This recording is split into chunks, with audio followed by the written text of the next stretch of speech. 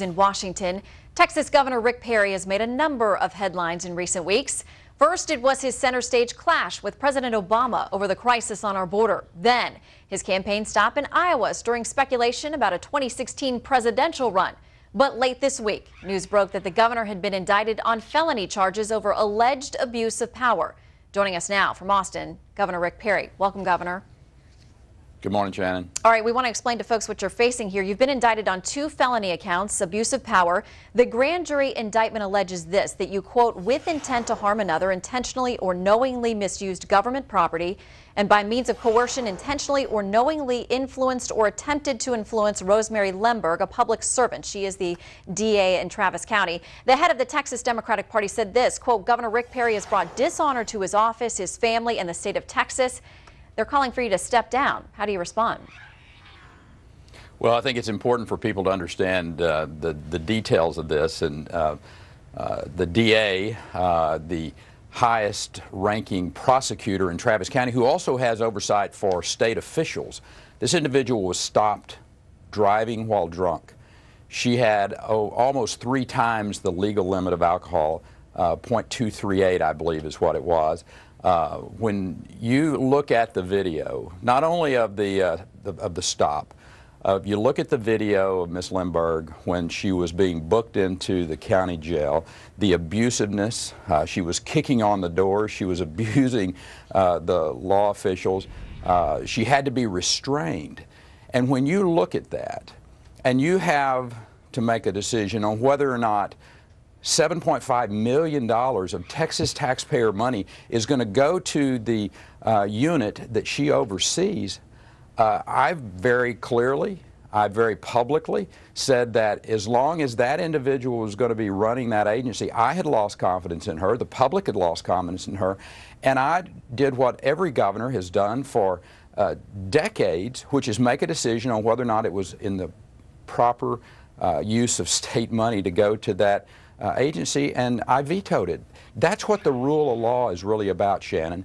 And I stood up for the rule of law in the state of Texas, and if I had to do it again, I would make exactly the same decision.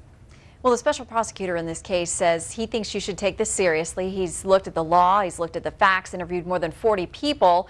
You know that these charges on conviction could result in more than 100 years in prison. He's convinced the grand jury it is a different game with a jury.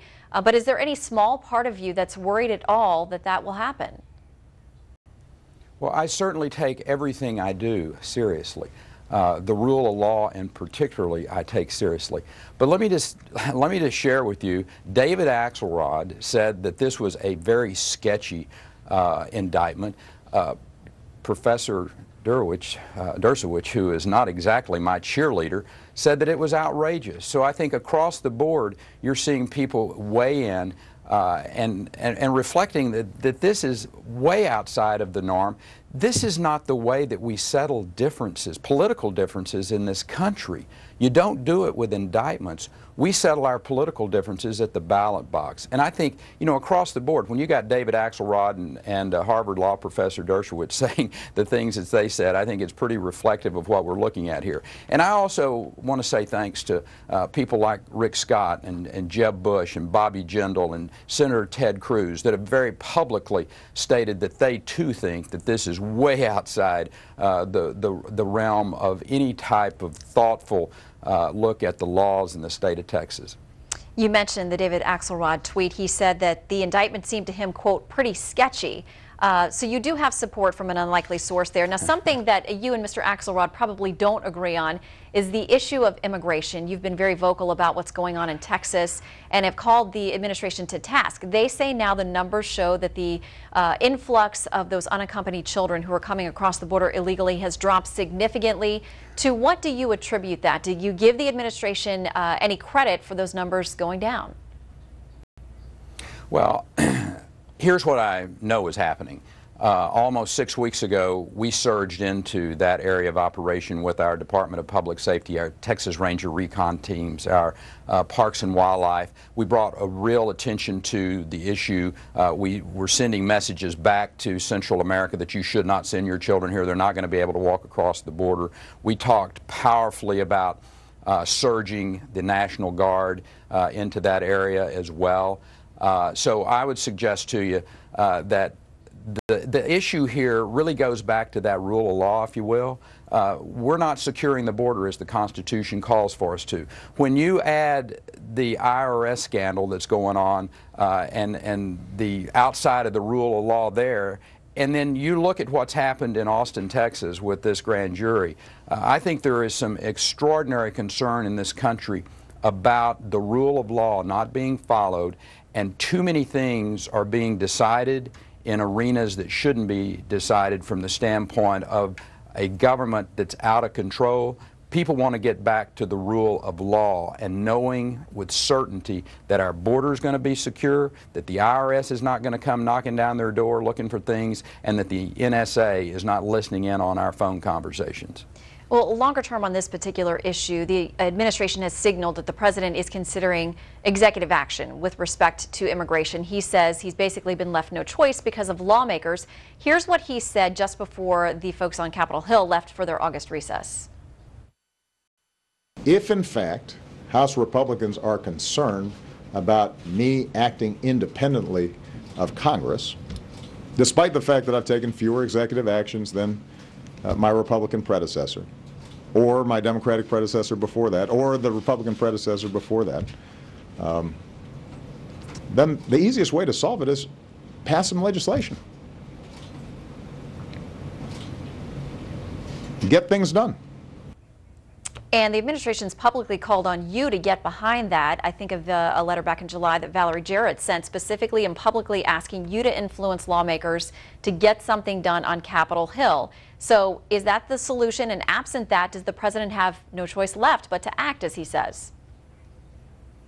Well, here's what I think is very important for the president to understand and for Washington to understand as well. You're not going to have comprehensive immigration reform until the border is secure. The American people do not trust this president, and they do not trust Washington to do these two things at the same time. They expect the border to be safe. When a Border Patrol agent was killed in Willacy County this last week by an individual who had been deported multiple times, the people of the state of Texas, and I will suggest to you all across this country, are fed up with that. They want this border to be secured. They want to be able to live in their communities and feel like they're safe. And if this president does not do what's required to secure the border first, I will suggest to you whatever he does is going to be a failure. Well, to that end, the first wave of National Guard troops that you called up are now positioned there. Estimates it's going to cost anywhere from $12 to maybe up to $18 million a month to have them there. One of your frequent critics, Democratic Congressman Joaquin Castro, says there's no defined mission for these troops. He says essentially it appears to be a feel-good show of force without clear purpose. There have been questions about whether you would grant these individuals the ability to apprehend, to arrest. What is their role, and how do you respond to critics who say you're using the border to fuel your 2016 ambitions? Well, I think that anyone who wants to make this be about politics needs to go to Willacy County and talk to Mrs. Vega, Miss Marie Vega, whose son, that Border Patrol agent, former Marine, great American patriot, who was killed, shot down in cold blood by an individual who had been deported multiple times. I hope Mr. Castro or anybody else that's being critical of this thinks that that's political. It's not. The citizens of this country and the citizens of Texas expect to be able to live in safety in their communities. That's what the rule of law is truly all about. Washington has failed at that. This president has failed. He has had almost 6 years to address this issue. He refuses to. That is what must be addressed, and I'm going to do it, and Texas is going to do it. We're going to secure the border of this country and do everything in our power to make sure our citizens are safe. All right, Governor, let's talk beyond Texas. How about we talk about Iowa? Because by our count, you've been there 4 times since the last election. You were there last week where conservative leader Bob Vanderplaat said this, quote, "It was the best I've ever heard, Perry. I thought he's raised his game substantially." So what can you tell us about running in 2016? Well, I hope that I can be very helpful between now and the 4th of November so that Joni Ernst will go to the United States Senate representing Iowa.